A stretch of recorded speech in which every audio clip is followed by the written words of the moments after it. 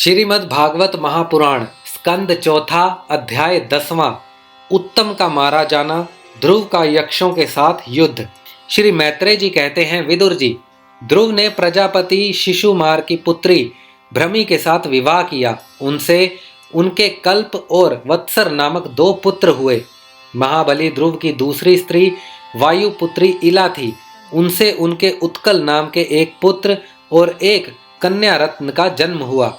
उत्तम का अभी विवाह नहीं हुआ था कि एक दिन शिकार खेलते समय उसे हिमालय पर्वत पर एक बलवान यक्ष ने मार डाला। उसके साथ उसकी माता भी परलोक सिधार गई। ध्रुव ने जब भाई के मारे जाने का समाचार सुना तो वे क्रोध, शोक और उद्वेग से भरकर एक विजयप्रद रथ पर सवार हो यक्षों के देश में जा पहुंचे।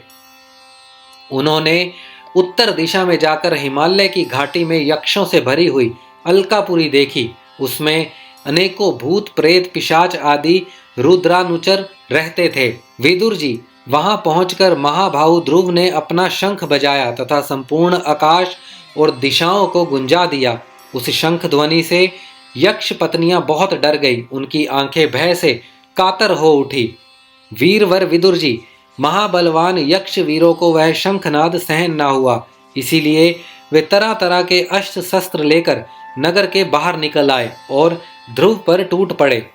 महारथी ध्रुव प्रचंड धनुर्धर थे। उन्होंने एक ही साथ उनमें से प्रत्येक को 3-3 बाण मारे।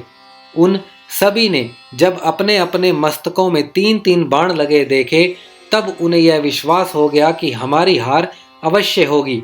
वे ध्रुव जी के इस अद्भुत पराक्रम की प्रशंसा करने लगे।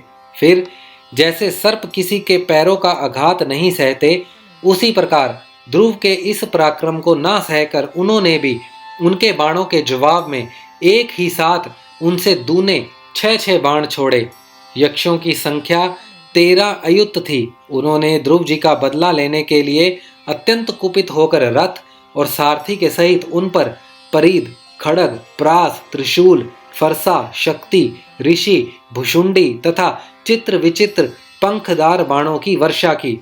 इस भीषण शस्त्र वर्षा से ध्रुव जी बिल्कुल ढक गए। तब लोगों को उनका दिखना वैसे ही बंद हो गया जैसे भारी वर्षा से पर्वत का। उस समय जो सिद्धगण आकाश में स्थित होकर यह दृश्य देख रहे थे, वे सब हाय हाय करके कहने लगे, आज यक्ष सेना रूप समुद्र में डूबकर यह मानस सूर्य अस्त हो गया। यक्ष लोग अपनी विजय की घोषणा करते हुए युद्ध क्षेत्र में सिंह की तरह गरजने लगे। इसी बीच में ध्रुव जी का रथ एकाएक वैसे ही प्रकट हो गया जैसे कोहरे में से सूर्य भगवान निकल आते हैं। ध्रुव जी ने अपने दिव्य धनुष की टंकार करके शत्रुओं के दिल दहला दिए और फिर प्रचंड बाणों की वर्षा करके उनके अस्त्र शस्त्रों को इस प्रकार छिन्न भिन्न कर दिया जैसे आंधी बादलों को तितर बितर कर देती है। उनके धनुष से छूटे हुए तीखे तीर यक्ष राक्षसों के कवचों को भेद कर इस प्रकार उनके शरीर में घुस गए जैसे इंद्र के छोड़े हुए वज्र पर्वतों में प्रवेश कर गए थे। विदुर जी, महाराज ध्रुव के बाणों से कटे हुए यक्षों के सुंदर कुंडल मणित मस्तक से, सुनहरी ताल वृक्ष के समान जांघों से, वलय विभूषित बहुओं से, हार, भुजबंद, मुकुट और बहुमूल्य पगड़ियों से पटी हुई वह वीरों के मन को लुभावने वाली समर भूमि बड़ी शोभा पा रही थी।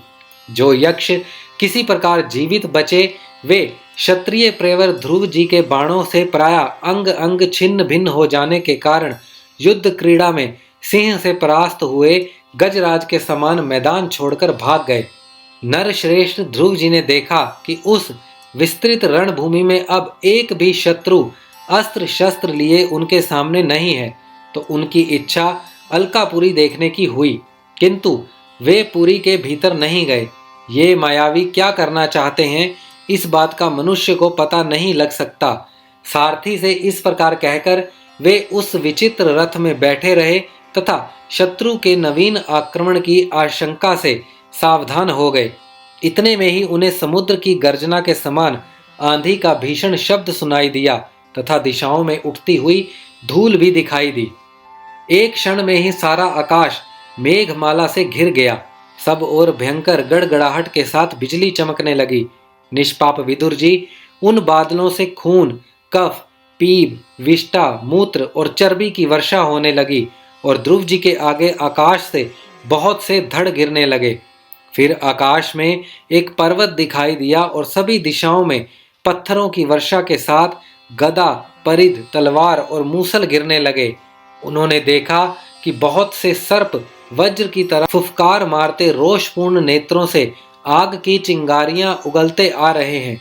झुंड के झुंड मतवाले हाथी, सिंह और बाघ भी दौड़े चले आ रहे हैं।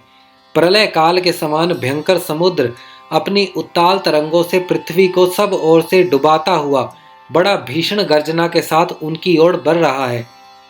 क्रूर स्वभाव असुरों ने अपनी आसुरी माया से ऐसे ही बहुत से कौतुक दिखलाए जिनसे कायरों के मन कांप सकते थे। ध्रुव जी पर असुरों ने अपनी दुस्तर माया फैलाई है, यह सुनकर वहां कुछ मुनियों ने आकर उनके लिए मंगल कामना की। मुनियों ने कहा, उत्तान पाद नंदन ध्रुव, शरणागत भयवंजल षडपाणी भगवान नारायण तुम्हारे शत्रुओं का संहार करे। भगवान का तो नाम ही ऐसा है जिसके सुनने और कीर्तन करने मात्र से मनुष्य दुस्तर मृत्यु के मुख से अनायास ही बच जाता है।